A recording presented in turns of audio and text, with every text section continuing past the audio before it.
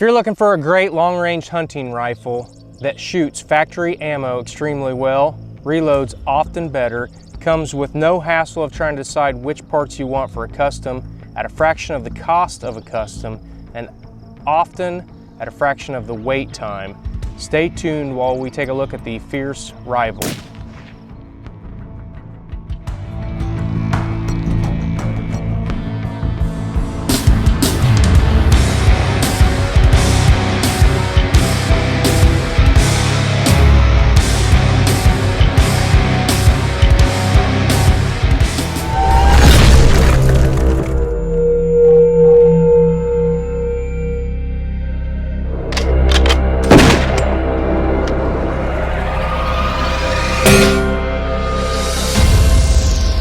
Ryan here with LongRangeOnly.com, and today we're going to talk about the Fierce Rival.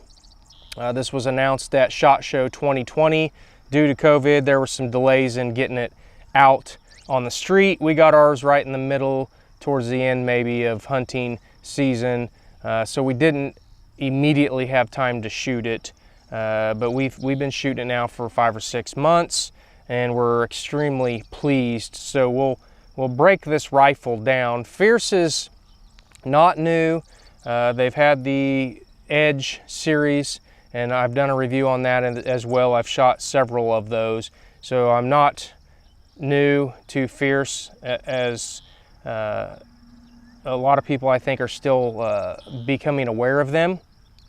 I've shot several of their barrels, and like I said, several of their Edge series actions, all of those extremely well. There was some complaint in from the consumers or the would-be purchasers that it wasn't a 700 clone, which this one is, and we'll touch on that. I personally don't think it really matters, because these rifles are really intended just to order it, pull it out of the box, and it shoots extremely well without having to do any upgrades. But Fierce listened, they answered. We've got a 700 clone in the Rival, and that's what we've got here. That's what we're going to talk about. So let's just start out here. It's going to come with a muzzle brake.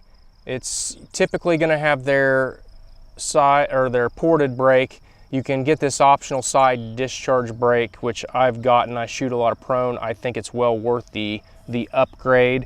It comes in a carbon barrel or a steel barrel. This one happens to be a carbon chambered in 300 PRC, and you can get it in a steel action or a titanium action. This one happens to be a steel action. Like I said, it's a Remington 700 clone, and we'll kind of break down some of the features they've got here. And then it's got their designed stock. So a lot of great things going on with this stock. We'll go ahead and talk about it. Then we'll get back to the action and talk about the different options you have available for this rifle. So we'll start out here. It's got a Picatinny rail inlaid into the stock, so it's not sticking down below. It's great for riding the bags, as well as obviously using for a bipod. It's got the flush cup right here, which I've pretty much moved everything I have to flush cups. It's just a lot easier than dealing with sling studs, and there are several slings out there available now for using flush cups. It's got the flush cup back here on the rear. It's got a very nice angle here from the grip area to the drop at the toe.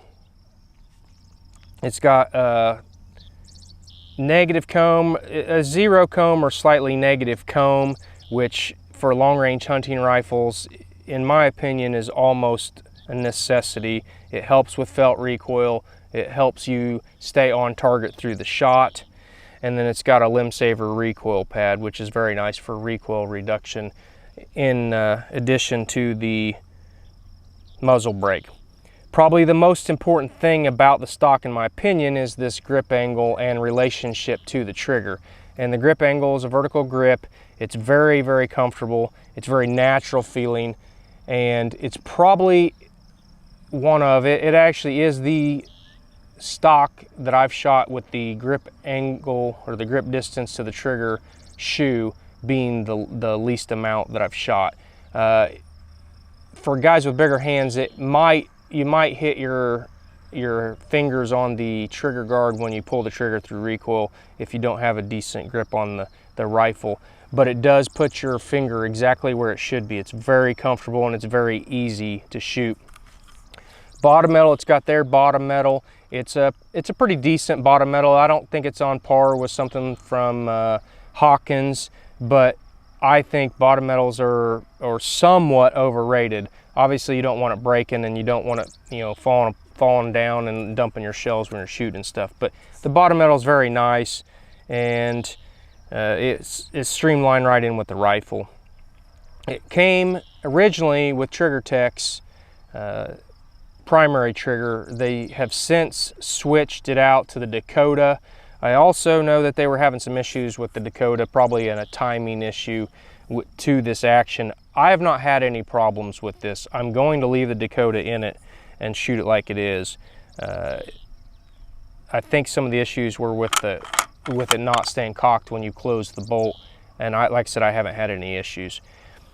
Let's get to the action. Like I said, you can get a steel or titanium action.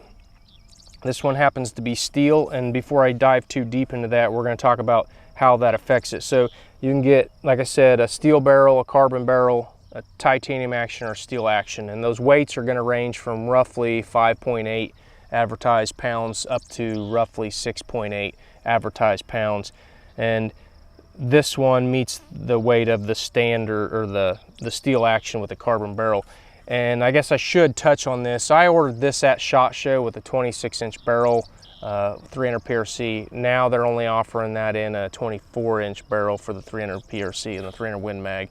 And I'll put all those specs up here as far as the listed weights and the cartridges it's chambered in. It's chambered in the most popular cartridges right now. But let's get back into this action. Let's dive into it real quick. So this one happens to be a Picatinny rail, and I have screwed and glued it on. No problems there. 20 ohm OA rail, which I would consider to be standard nowadays for long range shooting. There's really zero reason to use a 0 MOA rail. The scopes that you're going to need for this are going to have zero problem getting on 100-yard zero, and it's going to give you extra dial up.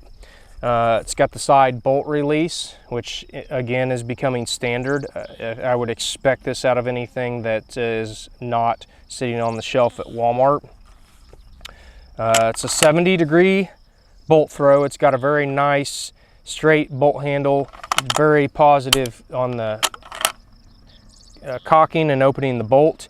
The cocking is super smooth, very easy to cock, and the 70-degree allows it to stay away from the scope. So if you're running throw levers or whatever on your scope, won't be a problem with interference. And then one of my biggest sticking points with some rifles is the cock on close is absolutely horrible. This one is very good. There's very, very little cock on close, and when you're cycling it and loading it, it's not perceivable at all. So very good job on the timing. Let's go ahead and take it apart and look at the bolt itself, and I'll get some close-ups and throw them in here. So, all right, here we're going to take a close-up look at a few things. We've got the bolt here. You can see the dual ejector pins, and you can see the extractor right there in the bolt face. So it's a little on the small side. It does have a downside. It's more likely to give issues as far as actually extracting, but the biggest benefit from it is it gives a better ejection angle. So a lot of the M16 style ejectors will throw the cartridge up and hit on your scope turret, or sometimes even hit the Picatinny rail, and then they bounce out. Sometimes they'll, if they're bad enough, they'll even bounce back into the chamber, which obviously is an issue if you're trying to do a follow-up shot. This throws it right out the side, right out the bottom of the ejection port, and there's no problem there. It's very, very good job of redesigning that. This is very similar to the Gunworks GLR in that style. Okay, here's a look at the bottom metal. It's your pretty typical bottom metal. It does have a carbon fiber follower. It is permanently attached to the follower spring. I don't know that I'm a big fan of it. As far as this, I would rather have a spring and your standard follower, but again, I haven't had any issues with this, so I wouldn't really worry about that. Okay, let's take a look at the stock here. The stock is spot bedded right here. It's not the best looking inlet that I have seen. It does have pillars, but I really don't care. The rifle shoots very well. If you want to get hung up on how pretty this is, then maybe this isn't the rifle for you, but the proof is in the pudding. The rifle shoots, not something that I would worry about. One consideration that I always have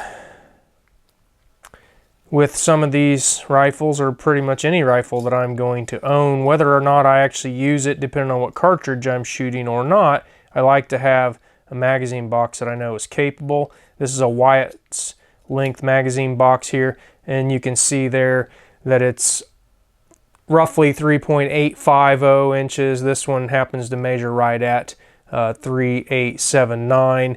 Obviously, you're not going to be able to use every last thousandth of an inch of that, but it's plenty for most cartridges that you would shoot, and it's plenty for the cartridges it's chambered in. All the features, I think we've covered those, and everyone's going to want to know about the accuracy. They come with a half-minute accuracy guarantee. They do not give targets in that. You can pay extra to get it. I wouldn't do it. Like I said, there's a guarantee. If you call them and order it, they'll tell you what ammo the guns are typically shooting with. You can try them, or you can do your own load development, and that's what I did with this. Shooting H1000, Berger 215s, it had zero problem getting half-minute groups. Matter of fact, this gun's probably one of the widest tunes I've ever had. That's really a luck of the draw kind of thing, but no problem getting half-minute groups. I've been shooting at long range, and they're staying right in the half-minute range for 3-shot groups. So I come out the next day, it's still hitting at the same point of impact, which is what you need for a hunting rifle. So I'd have no problems with that. I've had zero problems with my other Fierce rifles, so I wasn't surprised by the accuracy of it. It did exactly what I wanted.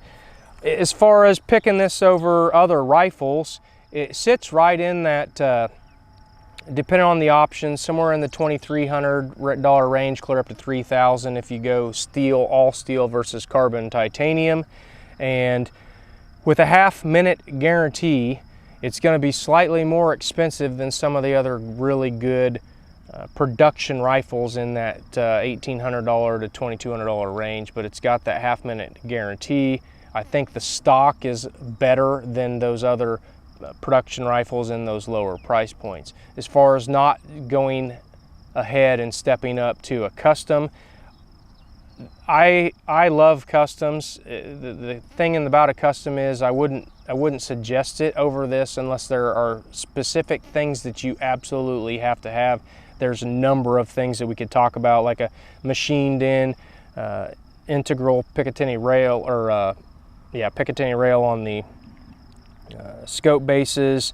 If you want a specific stock, or you want some feature in an action, or you're shooting for a lighter weight or a heavier weight or whatever, then the custom might be worth it to you. But if you just want a very good shooting long-range hunting rifle without putting all the thought and the stressing yourself out with trying to figure out what components you want, this is going to be a better option. It's quite a bit cheaper. You can start getting into some customs for $3,000, but most of them are going to be pushing $4,000, $4,500, even $5,000 and $6,000 these days. So if it's in your budget, it's definitely a rifle you should consider. So let's go ahead and summarize it and then wrap this video up. So like I said, comes with a muzzle brake. There's a couple different options. I would strongly recommend, especially for prone shooters, that you go with the side discharge brake. You can get a steel or a carbon barrel, a titanium or steel action. The stock is very well designed. It's got a good cheek weld. The negative comb, 0 to negative comb, is very good for spotting shots, long range shooting. The grip angle is very good.